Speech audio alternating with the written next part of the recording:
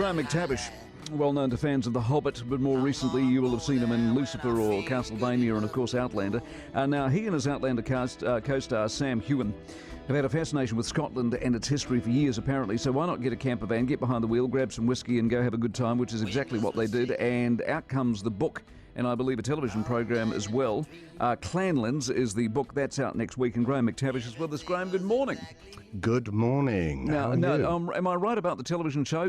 As I was reading the book, I thought this would make a television show. I wonder why they haven't done a television show. And then I read something else, and you have. Yes, cunningly we thought of that as well. Yeah, no, we did originally do the road trip, as I like to call it, to make a TV show. And then it's kind of like reverse engineering. We did the TV show, and then we thought, well, I've always kept a journal, I've always kept a diary, and so has Sam. And so we got together, and we decided to write a book. And fortunately for us, lockdown happened. I mean, it sounds terrible to say that, but it actually provided us with the perfect opportunity to sit down and write for 4 months. And you did. So just explain for all of us to bring us up to speed. The show itself, which has nothing to do with the book, but Outlander is made in Scotland, right? It is. It's entirely shot in Scotland. So why are you in Wellington? Yes. Well, I came to New Zealand for The Hobbit, and I've basically never left. I loved it so much. My family are now here, and it's a wonderful place, as I'm sure you know, to bring up young children. And there was no way that I was going to go back to Los Angeles, so we've stayed here. Wow. But then presumably in your discussions as you settle your family into Wellington, the conversation of job offers in other parts of the world would have... Yes, the commute. Yes, it's a little difficult. But, you know, amazingly, I've managed to make it work. They came and lived with me in Scotland when I did Outlander for 2.5 years. So that was fantastic. But other than that, sometimes I've come back for the weekend. Not these days because it's a lot more difficult. Yeah. But I have sometimes flown back just for the weekend. It's from where? Crazy. Scotland? From Scotland. No yes. way. Yes. For my daughter's birthday. Yes. Oh, do you tell the hosties on the plane to say, I'm just popping back to New Zealand for the weekend? Well, yeah, it was. I've only done that once, and it was completely battering on my body. I'm not surprised. Yeah. I'm not surprised. Do you have your own whiskey? I've just got a text in front of me. It says, "Can we ask? Do we have McTavish's whiskey in New Zealand? Do you have your own whiskey?" If only I did have my own whiskey. Oh, you don't. That swine, Sam Heughan, has made his own whiskey, which at every opportunity while we were making the show, he was whipping it out and showing it to everybody. And I do notice there is seemingly, correct me if I'm wrong, a tremendous amount of drinking. Yes. Yes. At one point this was a surprise to me, by the way. We'd literally been driving possibly for only a few hundred yards, and Sam announced that we were going to a pub. And this was at 9 a.m. For a whiskey sampling. And we proceeded to sample 6 cask-strength whiskies before 10 a.m. Wow. And fortunately, Sam did not do any more of the driving that day. Somebody else did the driving. But, oh dear, I was in a terrible state. It was. I think one of the chapters starts with the words like, "I'm drunk again." Yes, my poor liver. It really was crying out for most of the trip. Actually, it was. But Sam seems to be having incredible resilience to this sort of thing. I can't do it. Oh well. Were you a whiskey fan to start with? By the way, I mean it's an acquired taste. Oh well, yeah. I mean, I think if you come from Scotland, it's sort of in your DNA, really. And I've always loved whiskey because I think whiskey, as opposed to some other spirits, it's really a whiskey, a drink that you can have with a celebration. It can be, it can be at any event, and it's something very comforting about whiskey in a way that perhaps vodka isn't quite the same. So this all started. So you and Sam, you're talking about your love of Scotland. So where did it go from having a chat to actually doing it? Because I'm assuming there's logistics in all of that. Well, yeah, you would think so. It went very quickly. I was literally standing in my kitchen in New Zealand. Sam rang me. We'd been talking about it for a while. I'd always had an interest in doing something about Scotland. He loves Scotland. He rang me and said, "Hey, why don't we do a podcast?" I pretended to know what a podcast was. And then he said, "Hey, maybe we should do it with GoPros," which I couldn't quite imagine. I imagined us both sitting there with them on our heads. So I didn't know how that would work. And then literally 4 days later, he said, listen, I think we should just do it with the crew. And we got some of the Outlander crew together. And that was in March. And we were filming it in September of 2019. Wow. So, yeah, it was pretty quick. And what did you do? Because discovering your own country is different from me discovering your country. Yeah, it was great. I mean, I've always prided myself that I know quite a bit about Scottish history and about Scotland generally, but I was just surprised every day. The guests we had, the people we met, you could not make them up. Stranger than any fiction. Amazing. And the great thing for us was that because we were so completely unprepared, it was completely unscripted.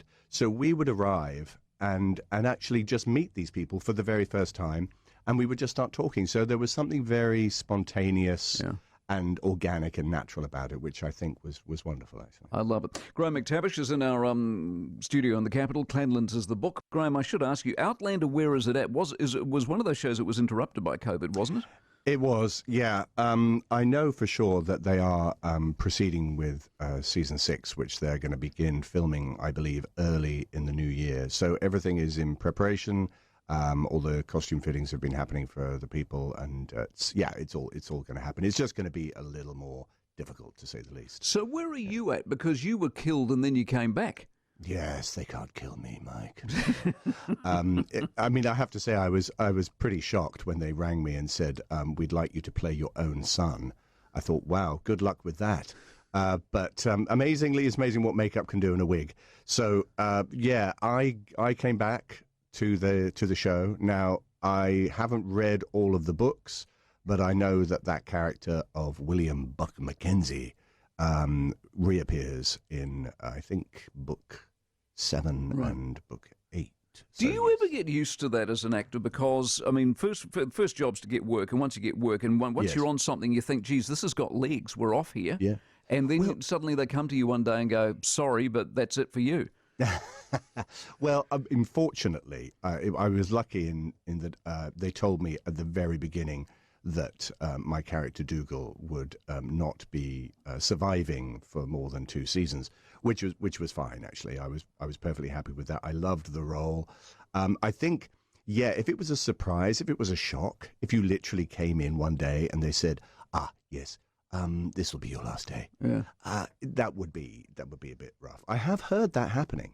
I did hear that happening at a read-through. The guy found out at the read-through. No actually way. Reading it for the first time, and so dies. And he was like, oh, okay.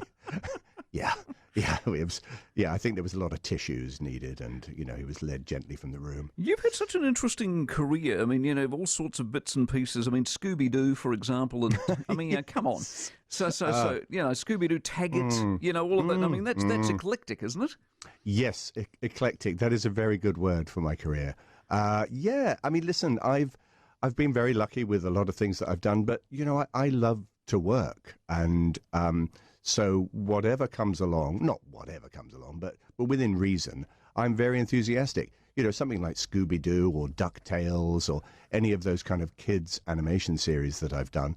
I love doing that because they're pretty much the only thing that my own children can watch that I've done. Yeah, exactly. Because everything else is not really age appropriate. Back to Scotland, the role of England in Scottish history. Oh, yes. Where does that sit, do you think? I mean, I take it you learnt a lot of stuff that you didn't know about Scotland in terms of when you go back and the violence and So where does England sit in all of that? Well, that's a very good question, actually. And I think one of the reasons I got interested in doing this was that there's a rather simplistic, somewhat romantic view of the Scots and the English. And really, it was much more complicated than that. So, for instance, at the Battle of Culloden, which most people know about, the last battle on British soil in 1746, there were more Highlanders, more Scotsmen fighting with the British against the Jacobites. So there was a lot of intermingling. There were clan feuds. It wasn't as straightforward as, the nasty English and the doughty romantic Scots. In some cases in the Highlands, literally within a family, a wife would be supporting the Jacobites and the husband would be supporting the British Crown. Exactly. So the obvious political question, what do you think? Independence or no? Oh, well, I campaigned for independence last time, and I would do so again. I'm a passionate believer in Scottish independence. There's basically been a 300-year interruption, and hopefully that will end. It's not at all because I have any animosity towards the English. I have English in my own family. It is. I think it's just the best thing for Scotland. So I hope. With a tangible outworking of it being what? The tangible outcome. Yeah, I mean, so you become independent tomorrow, and what changes? Well, I mean, really, it's being in charge of your own destiny. Yeah. I mean, it's this quite as simple as that, really. And Scotland has enough natural resources to be able to survive on its own, certainly within Europe. I mean, for instance, whiskey is the 5th biggest export in the whole of the UK. So it's a big industry, and I think Scotland would do very well. Well, Nicholas Salmon's working hard to get you a second crack, so we'll see what happens. Great book. Go well with the television program and the book and everything that goes with it. Terrific to meet and talk with you. Appreciate it very much.